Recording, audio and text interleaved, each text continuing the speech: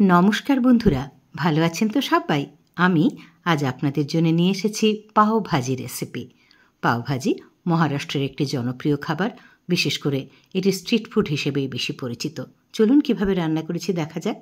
একটা কড়াতে আমি অল্প সাদা তেল দিয়েছি, তার মধ্যে দিয়ে দিলাম বাটার। শুধু বাটার দিয়েও করতে পারেন, তবে পুড়ে যাওয়ার ভয়ে আমি একটু তেল দিয়ে নিয়েছি।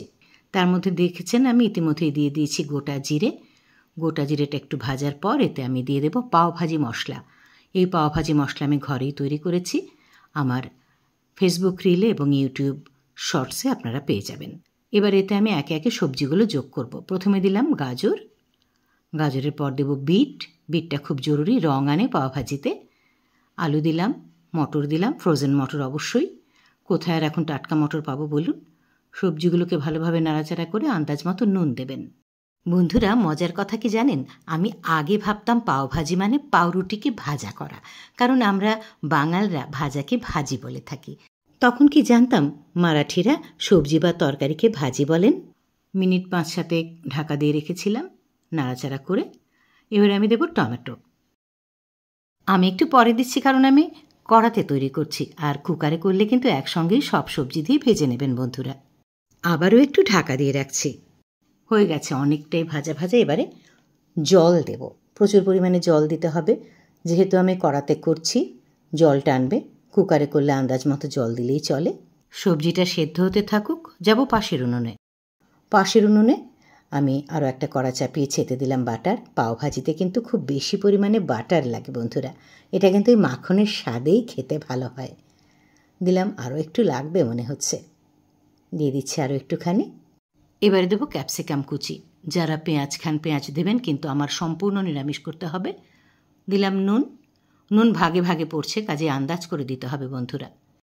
এবারে দেব কাশ্মীরি লঙ্কার গুঁড়ো। এটা ভাজিতে সুন্দর রং আনবে। দিলাম পাওভাজি মশলা, সেই ঘরে তৈরি মশলাটাই দিলাম। সবটাকে নাড়াচাড়া করে নিয়ে একটু ভাজা ভাজা করব। এবারে দেবো একটু হলুদ, কারণ আমি পাওভাজি মশলায় কোনো হলুদ দিইনি। যে মশলাটা শুকনো তৈরি করেছি, হলুদ নেই, কাজে এখানে হলুদ দিতেই হবে। এবারে একটুখানি কাসুরি মেথি হাতে আমি একটুখানি রগড়ে ওপর থেকে দিয়ে দিলাম। এবারে দেব ধনে পাতা।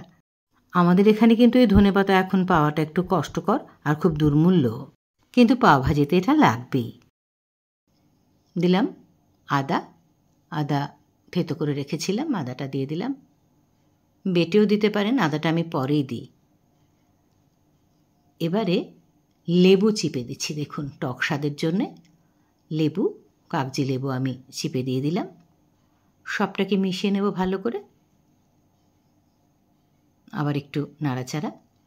এদিকে দেখুন সবজিটা হয়ে গেছে সেদ্ধ পুরোপুরি। এখন এই সবজিটাকে এই কড়ার মধ্যে ঢেলে দিচ্ছি। সব কিছু একেবারে ঘেঁটে মিশিয়ে নিতে হবে। এখন পাও ভাজির যে ভাজি, তার কনসিস্টেন্সি আনতে গেলে, তার টেক্সচার আনতে গেলে পুরোটাকে একেবারে ম্যাশ করে নিতে হবে। ম্যাশার দিয়ে আমি করে নিচ্ছি। এই তরকারি বা ভাজিটা যদি আপনারা কুকারে করেন, তবে ম্যাশ করতে খুবই সুবিধা হবে। তবে খুব গলে গেছে সবজি, আমারও কোনো অসুবিধা হয়নি। এবারে দেখুন আমি আলাদা জল দিচ্ছি এটার কনসিস্টেন্সিটা ঠিকঠাক করার জন্যে। একটু গরম জলই আমি দিয়েছি, ফুটিয়ে রেখেছিলাম একটুখানি জল। একেবারে কাঁচা জল না দিলেই ভালো, স্বাদটা নষ্ট হয়ে যেতে পারে একটুখানি। হয়ে গেছে দেখুন ভাজি একেবারে তৈরি। কিন্তু এবারে আমি যেটা দেব সেটা আমাদের দেশীয় ব্যাপার। আমার ঘরে একটু মিষ্টি চাই বেশিরভাগ রান্নাতে। পাও ভাজিতে কেউ দেন কি না আমি জানি না, কিন্তু আমার লাগে। আমি একটু চিনি দিয়ে দিলাম, এটা আমার বাড়ির সবারই পছন্দ। এবারে পাওটাকে ভাজব। আগরতলা এখন বেশ কিছু দোকানেই এই পাওবান পাওয়া যায়। কেটে নিলাম মাছ বরাবর।